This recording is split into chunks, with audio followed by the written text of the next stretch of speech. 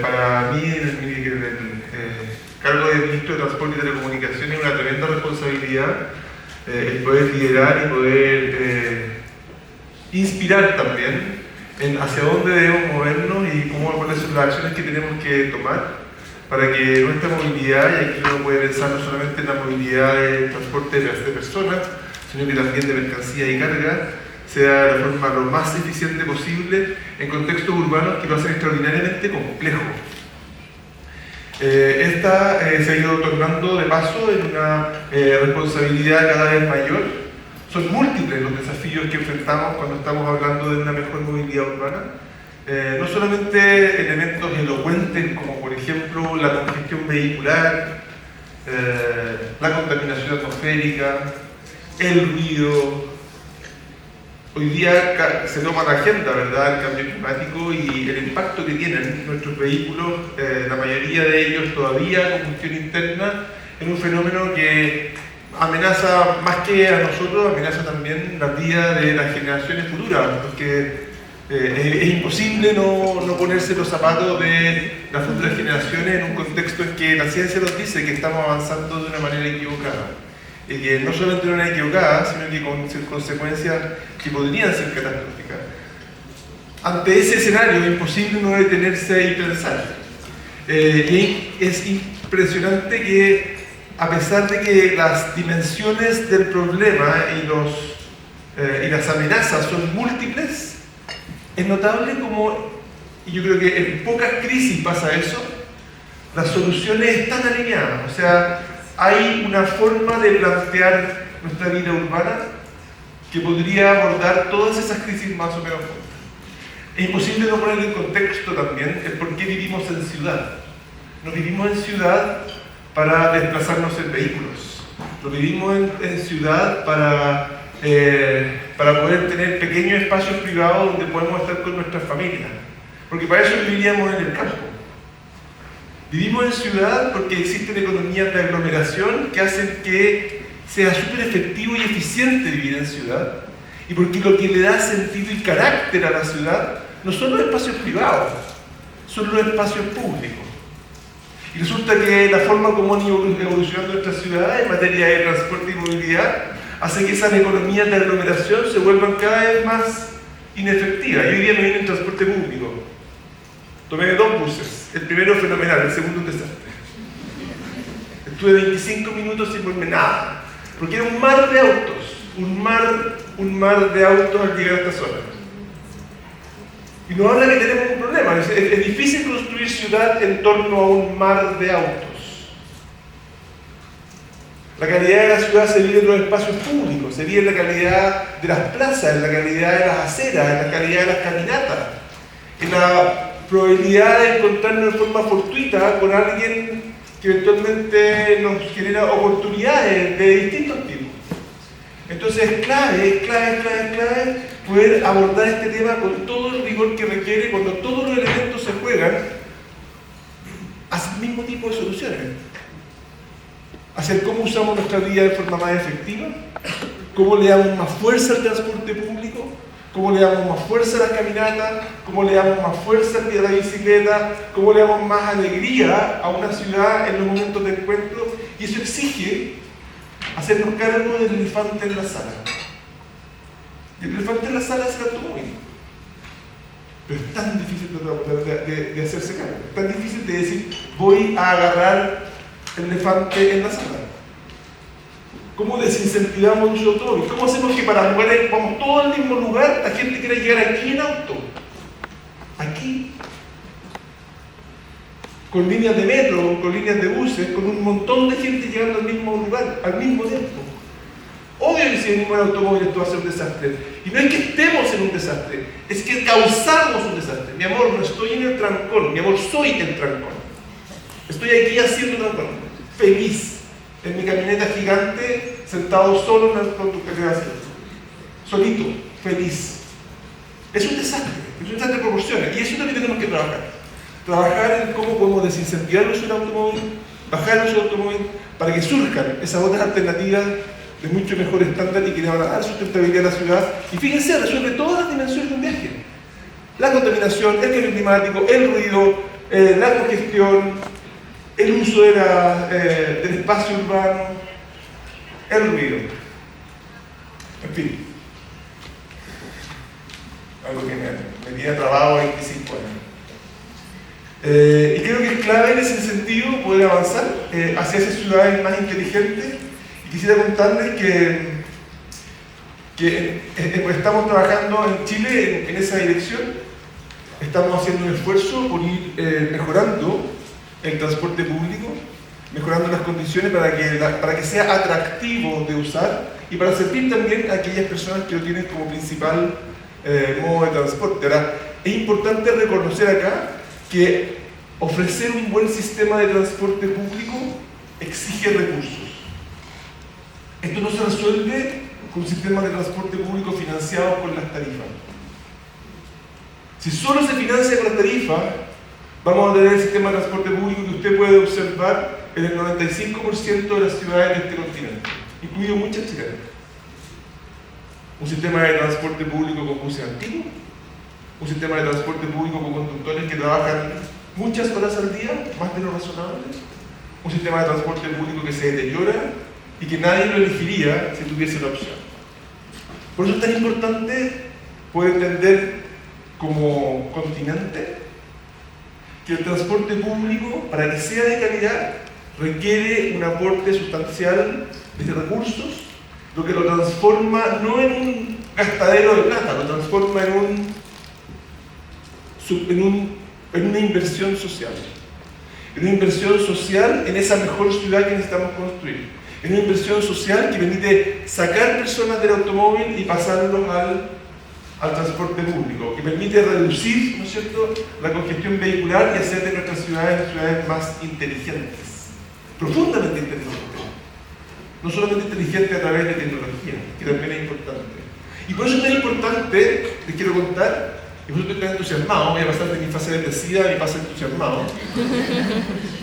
La ley de subsidio al transporte público que aprobamos exactamente hace 2 o 3 semanas atrás, 2 semanas atrás.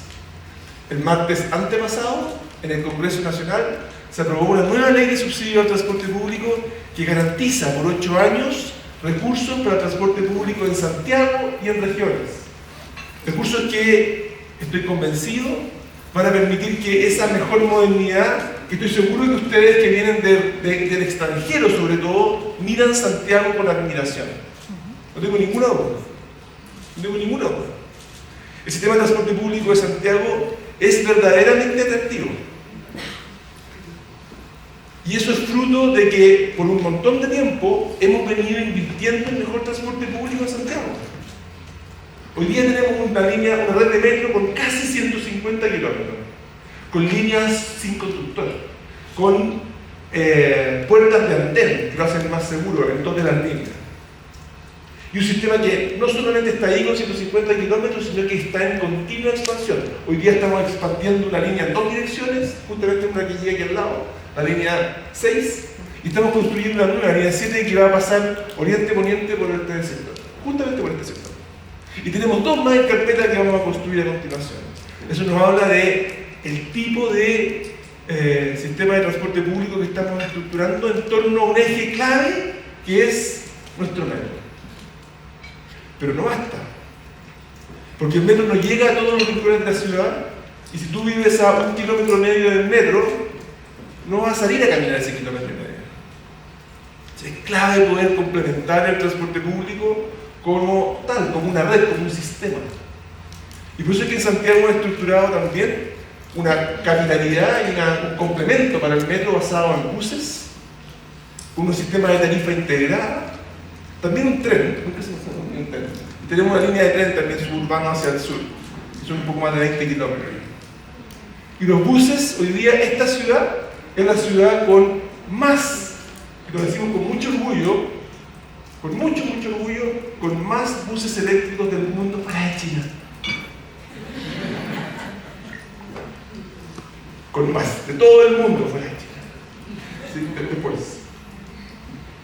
Tenemos casi 2.500 buses eléctricos en Santiago y estamos muy orgullosos y contentos de lo que eso ha significado. Y eso no ha resultado, de nuevo, hace todo producto de tener un buen subsidio para el transporte público, una inversión social que nos permite construir. Y estamos en el proceso de que esos buses eléctricos se sigan expandiendo hacia una flota mayor. Estamos en la licitación en este momento que está agregando 1000 buses adicionales, y va a ser suma y sigue, ¿sí? Y los buses son habilitados para recibir personas con movilidad reducida, y tienen cargadores USB para que las personas vayan cargando su teléfono, y tienen Wi-Fi para que vayamos conectados al Wi-Fi, y tiene cámaras de seguridad que permiten tener imágenes guardadas de lo que ocurre al interior y al exterior del bus. Y la cabina del conductor va protegida, de modo que el conductor se vea seguro, y además tiene unas cámaras en torno al bus que le permiten ir viendo los puntos ciegos de cada bus, de modo de evitar pasar a llevar a un peatón o un ciclista. Fantástico. Súper bien. Ahora, ese mejor transporte público que hemos ido construyendo no tiene una buena espejo en regiones. Y eso a pesar de que cuando comenzamos con los subsidios al transporte público, la ley que se instaló decía 1 peso en Santiago, 1 peso en regiones. Pero usted va a las ciudades de regiones y no se encuentra con la modernidad que yo le estoy describiendo que ocurre aquí en Santiago. Y es muy decepcionante. Y es muy frustrante, especialmente para las personas de regiones que ven y les duele el contraste entre esta maravilla que yo describo y lo que ellos sufren a lo largo de todo el país. Por eso es que este gobierno se ha puesto como principal objetivo mejorar el transporte público de regiones.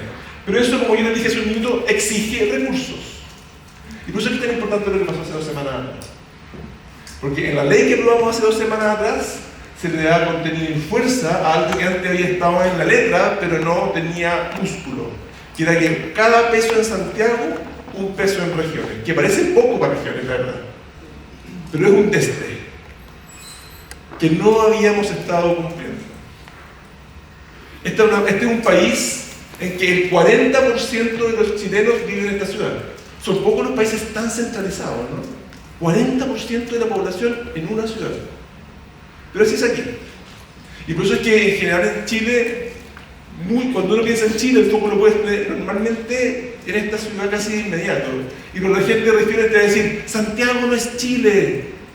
Y es verdad que Santiago no es Chile, pero acá vive el 40% de los chilenos. Y lo que hicimos en esta ley es, por una parte, exigir de que los recursos que van a regiones se puedan invertir en algo que antes estaba prohibido en regiones, que era invertir en mejor operación, en más frecuencia, en nuevos servicios, en mejores horarios de operación, en menores tarifas.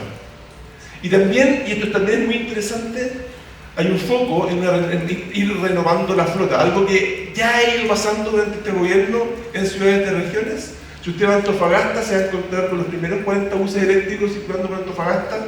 Si usted va a Rancagua, un poco al sur, se va a encontrar con cerca de 15 buses eléctricos también. Y ya los primeros llegaron para estar en Coquimbo, La Serena, el próximo mes. Y los primeros antes del 18, los primeros 44 en la ciudad de Valparaíso. Estamos orgullosos.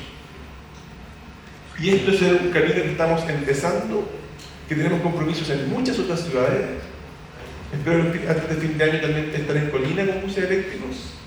Esperamos terminar este gobierno con buses eléctricos en todas las capitales regionales del país. Para allá estamos trabajando. No va a ser fácil, son recursos, pero esta ley nos ayuda a avanzar en esa dirección.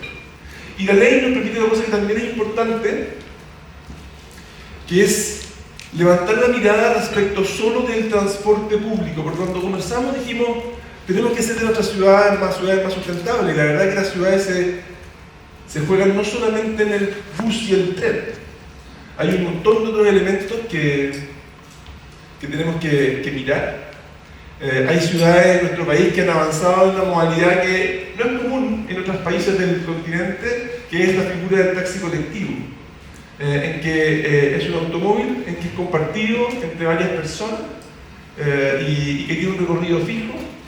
Y la ley faculta a que los gobiernos regionales puedan destinar parte de esos recursos también a taxis colectivos o renovación de taxis. Incluso faculta, lo que me tiene muy expectante, a poder financiar sistemas de bicicletas públicas.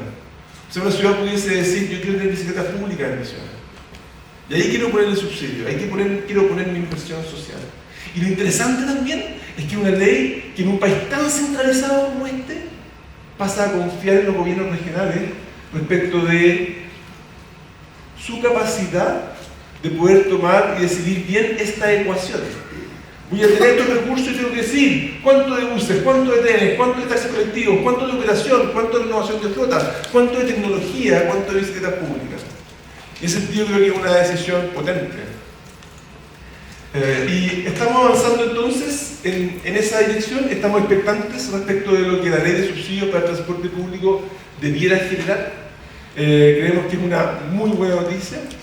Y importante también, parte de los subsidios de transporte público lo administra también el Ministerio de Transporte, que genera servicios para transporte escolar, que 5 minutos, que ya me queda.